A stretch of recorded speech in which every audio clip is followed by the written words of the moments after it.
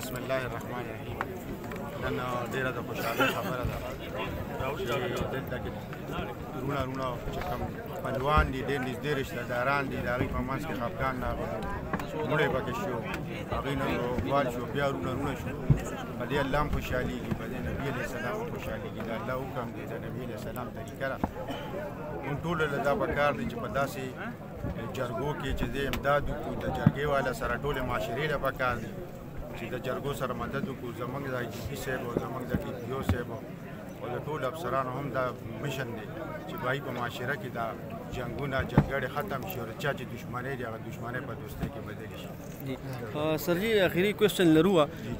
په 23 جنوري باندې یو واقعه شوې وه ضلع لمبردان ساولډیر کې چې هغه تاسو भरपूर تعاون وکړو هغه فیملی سره هغه ملزم تاسو ګرفتار کړو د هغې کور والو ته څه میسج ورکول غواړئ د هغې ډاډګیرۍ دپاره جي هغې سره هم پوره تعاون دی انشاءالله چې کوم مرکزي ملزم و هغه موږ ګرفتار کړی دی الیکته نوم ورسره نیولې ده